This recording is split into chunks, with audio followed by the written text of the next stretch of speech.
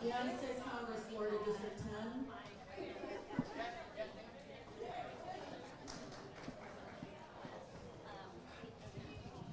Oh, I'm going to sit next to me. Yes. So good afternoon, ladies and gentlemen. This is Mellissa Thomas with Florida National News. We are just wrapping up here at the State of Apopka's Economic and Real Estate Growth Forum. So we are sitting here with Orange County Commissioner Christine Moore, who represents the city of Apopka. Thank you so much for taking the time. I know you're in between events right now. But for our audience, just kind of give your thoughts on what you've learned so far today, kind of the state of Apopka's real estate. Where do you see things going? It was a wonderful conference to hear Cliff Long from the Realtors and Cassidy from GOBA. And you realize that real estate issues are very multifaceted, and we learn from each other. And so Cliff really explained that we're not going to see a lessening of the interest because of the folks moving here, so we have to keep on supply. And then Chastity talked about what supply we have coming on, but it's just never enough. And of course, I was discussing traffic concerns and the hazards of everybody wants the cost to come down, but what are the right methodologies and ways to try to lower the cost of housing? And it's multifaceted, and I appreciated being here today so that we could talk about it from a lot of different angles, because it's really not any simple solutions to traffic congestion or the housing crisis. And very briefly for our audience, kind of talk about your stance as it relates to the rent stabilization issue, because I know it's quite a bit of a controversial point right now. So kind of let the folks know what your thoughts are on it. Well, you know, I have a family that's been in the real estate business for a long time, and, you know, we've seen the ups and the downs, and we understand supply and demand, and now I'm more on the government side and seeing, you know, because we have vacancies and the slow the ability for us to respond quickly with permitting and new applications and the supply chain. We heard a lot about supply chain from Chastity today. So no, I'm not in favor of putting the whole burden on small, renters, people who own the property, small property owners, because we've seen historically across the country over decades that rent control doesn't work. But no one should assume that any of us don't have care and concern. We do. I mean, it's impacting my own family, trying to get housing for my grown children. And so what we talked about, again, trying to increase supply, getting more folks to come, looking at the missing middle, smaller lots, duplexes, triplexes, accessory dwelling units, attracting builders who won't just keep building homes over $500,000. Right. And apartments, we're seeing folks say, okay, I can handle an apartment complex near me. The NIMBY issue, right? Right. And so when people have to fight so hard to get affordable housing in, you drive up the cost and you lessen the supply.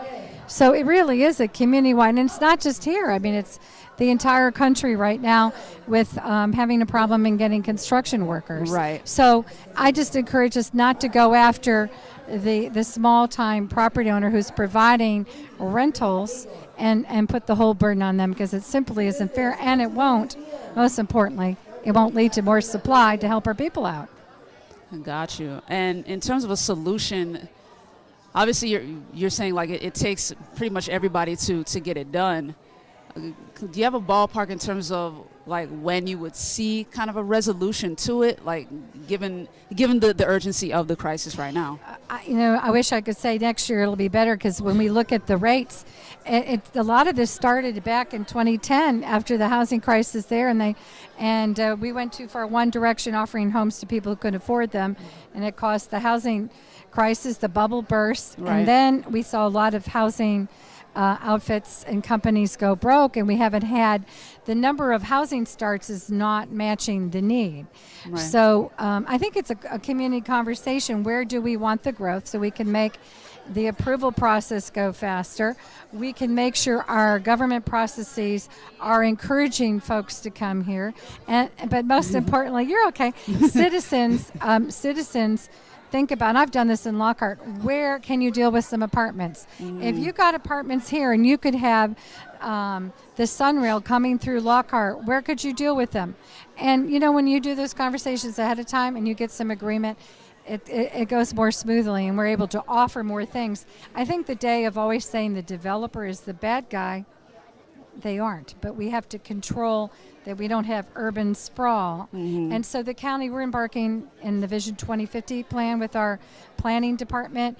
We've been bringing folks out into the community. Let's talk about where you could stand some more density and where it's absolutely non-negotiable. No, we have to preserve our rural settlements. Right. We have to look up for our lakes and our water supply. But when we have these conversations ahead of time and we build some consensus, then it's my hope we can get more housing on the market more quickly. Awesome. Orange County Commissioner Christine Moore, thank you so much for your time. Appreciate you. You're welcome. Absolutely. I got you. Wasn't sure which way to look. You're good. All right, home I go. All right. Take care. Yes, there's plenty of activity going on behind me, guys. The forum is wrapping up now. We're more so in the networking section. So a little bit behind you, there are vendors from several different areas of Central Florida, different realtors, different small businesses that are highly interested in the development of Apopka, some folks that are based here in Apopka.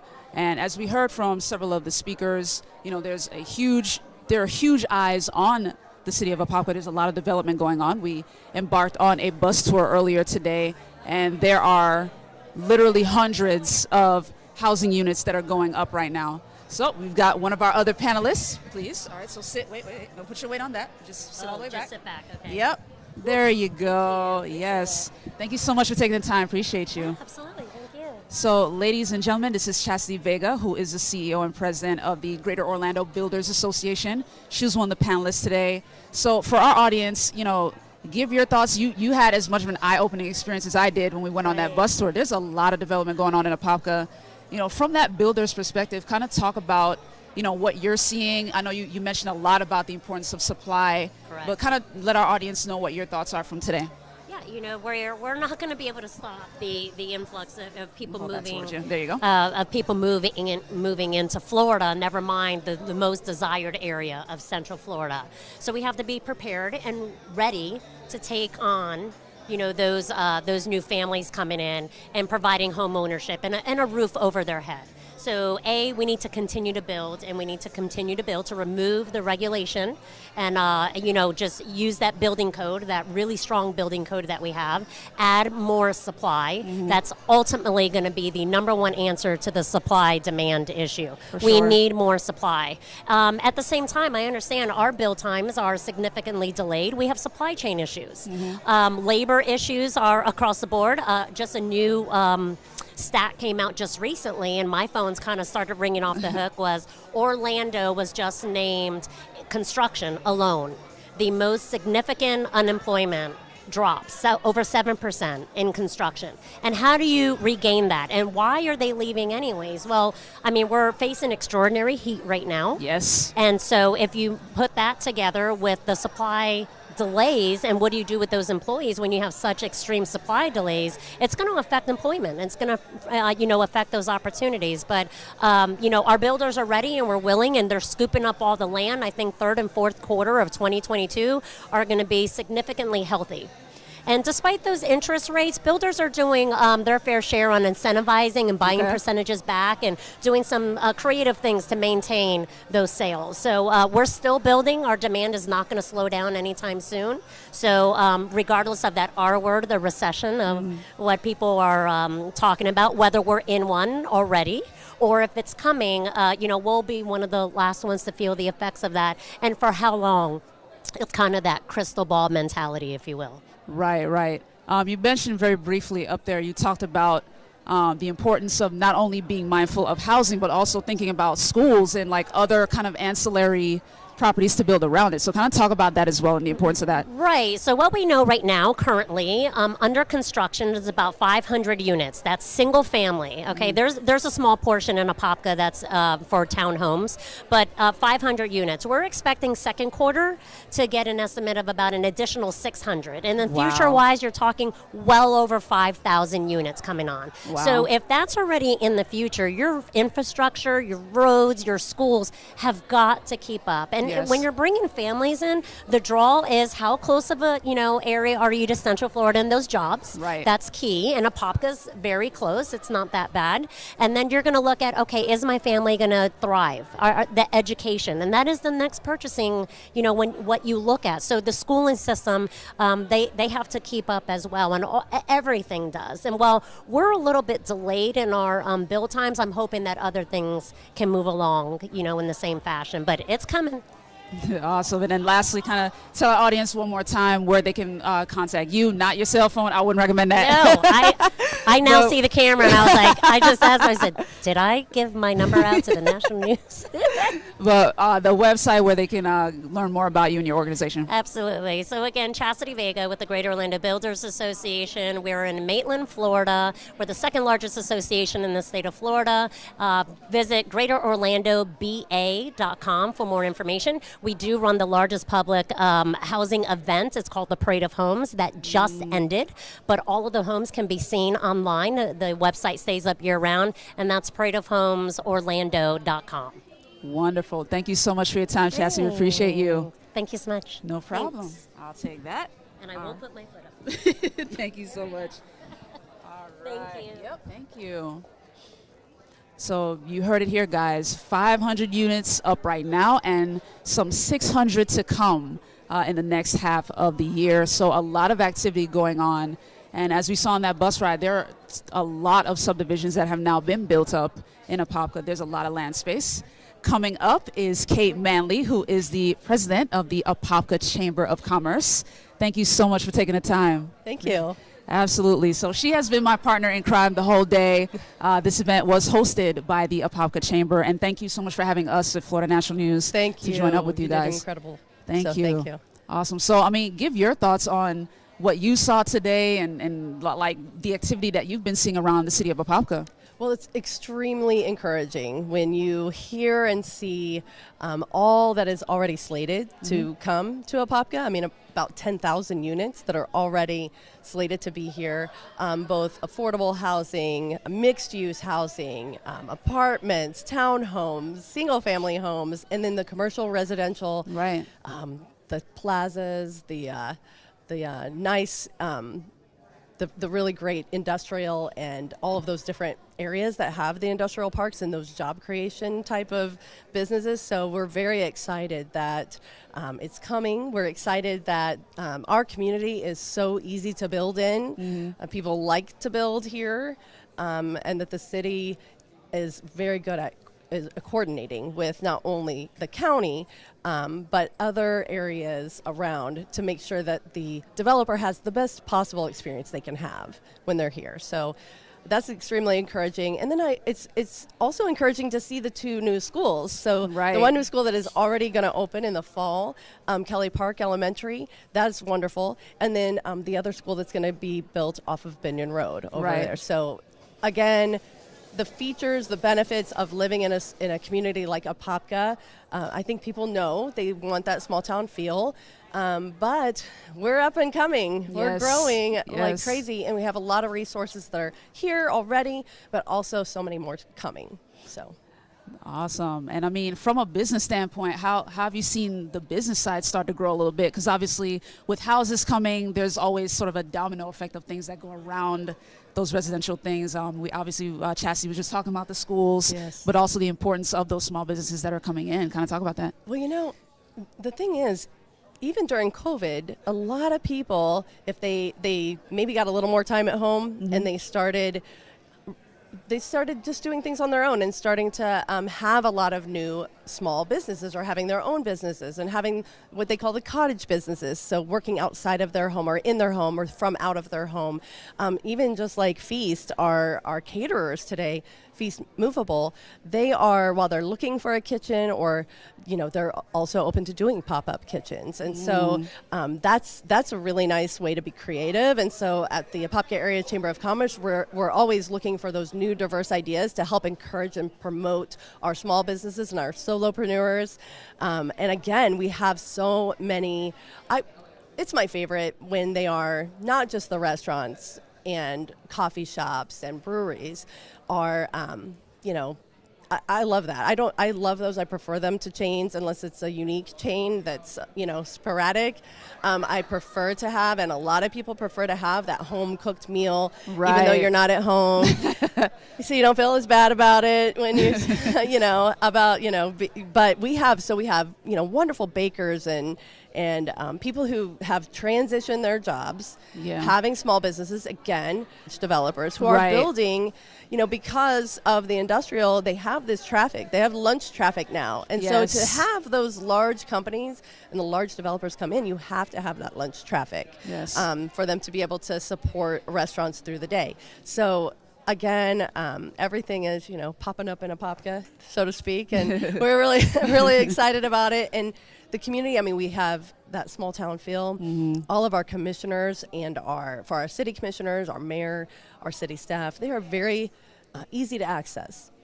And of course, if you have an issue where you don't even know where to go, because sometimes a small business owner or a person who's thinking, let me start a new business, where do I start? They can always call the chamber, and we will not only be a liaison, we'll connect them to whoever it is they need to be, whatever spot they're in. If they're an older, seasoned business that needs a refresh, if they don't know and they didn't adapt well during the pandemic, we make sure that we connect them with other business mentors to be able to help with that. And that's something great about our community, that we are able to have mentors that will do that.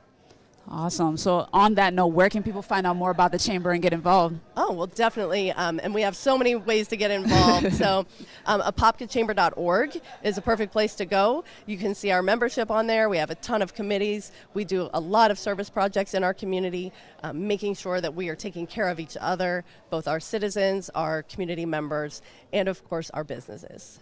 Perfect. Kate Manley, everybody. Thank you so much for your time. Appreciate you. Absolutely. All right, you can rest that there. Thank you so much. And one of our other guests, this is one of the vendors today. This is Brian Smith with Seacoast Bank. Thank you so much for taking the time. Thank you so much for having me. How you doing? Doing good. Careful with that. There you go. Awesome. I was schooled well, so. All right. So kind of give us your thoughts. You went on the bus tour with us. You saw the level of development that's going on in Apopka, from that sort of financial standpoint, the banking standpoint. Kind of give your thoughts on what you saw today and what you learned from the panelists today. It was an experience that I think is very much encouraging to see that, it's very easy to have bad news put out there about, construction slowing down, and there's not the opportunities for first-time home buyers, or, that you can't get in the door. But a trip like this, just shows that it's out there, it's happening. A place like Apopka, is making dreams come true for families, and it's so important for people to have that hope that the American dream hasn't passed them by. The opportunities are still out there, and a tour like this is really wonderful. And I'm just so grateful that the city of Apopka had the foresight to really put together an event like this to show everybody, to get the community leaders, the community movers and shakers involved in getting the word out there that Apopka is a great place to be, and the American dream is alive and well. Awesome. And talk a little bit about Seacoast Bank and what you guys' involvement has been with Apopka. So Seacoast Bank, right here in Apopka, among other 55 branches in Florida, lends in any county in Florida.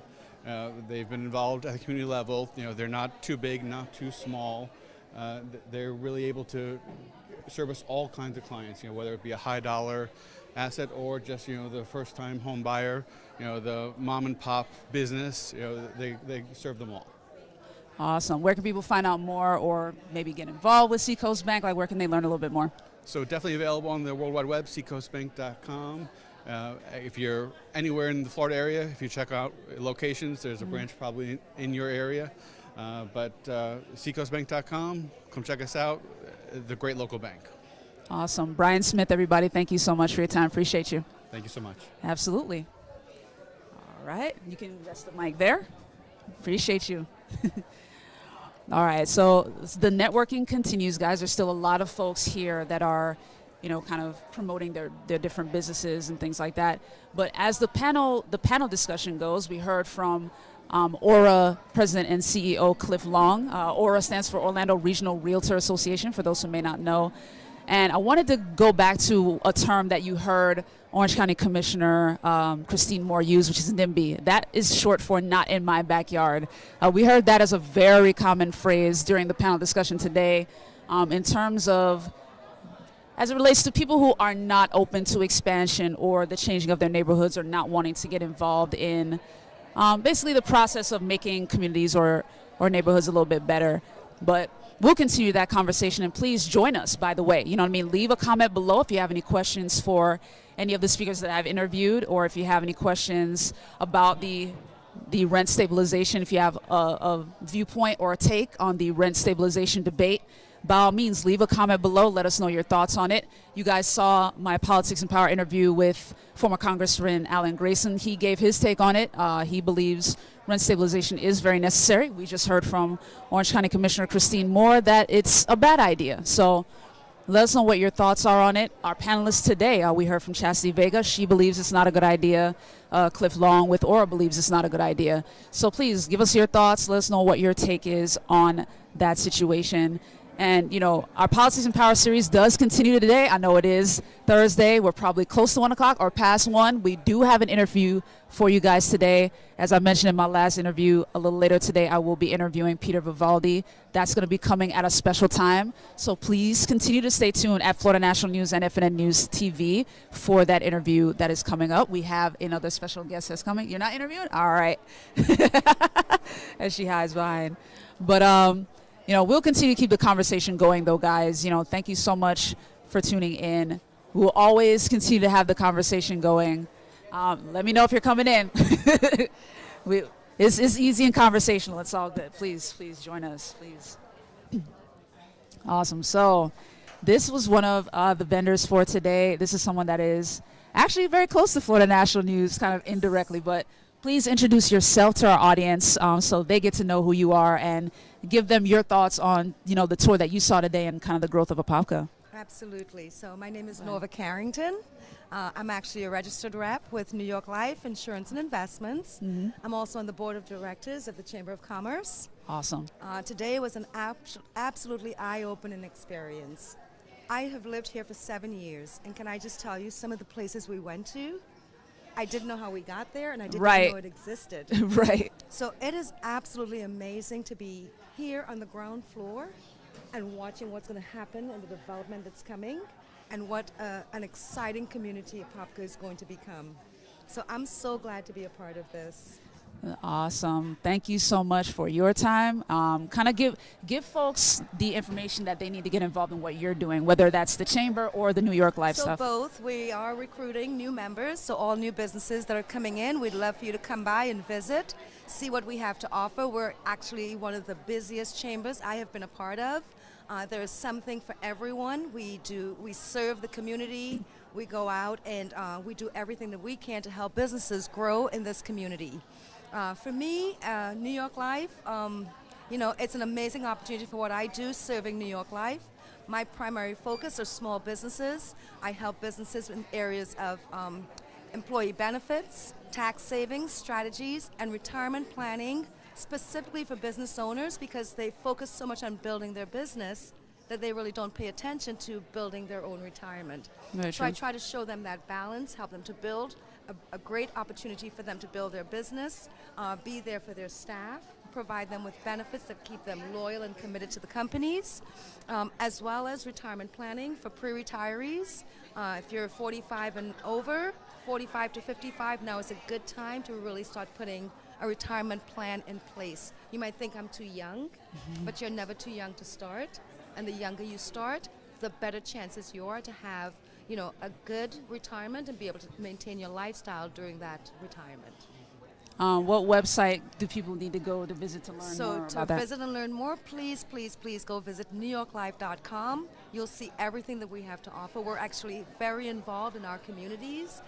They encourage us to get involved and to serve the communities, and so that's one of the reasons I joined New York Life, is because of their corporate partnership. Go on the website, you'll see everything that we have to offer, from insurance, protecting your family, to wealth accumulation, how to build wealth while you're young, and how to preserve that wealth and protect it when you go into retirement. So please visit newyorklife.com. If you have any questions, you can find me on that website as well. Okay? Beautiful. Norva Thank Carrington, you. everybody. Thank you so much. Appreciate you. Thank you. Awesome. Ooh, rest that there. We have another guest, ladies and gentlemen. Awesome. There you go. That's how you sit on the chair. I like that. That is awesome. So, Warn please. me about how to get into it. Exactly. So please introduce yourself to our audience. Let them know your thoughts on today's tour and the panel discussion. What were your biggest takeaways? Sure. My name is Tony Binge. I'm a developer with Binge Development. Yes. We currently have 7 projects going here in Apopka, and just love seeing the growth come in. Really, the 429 opening up has just been a game changer for Apopka, because suddenly you can be downtown Orlando in 20 minutes from any of the sites here.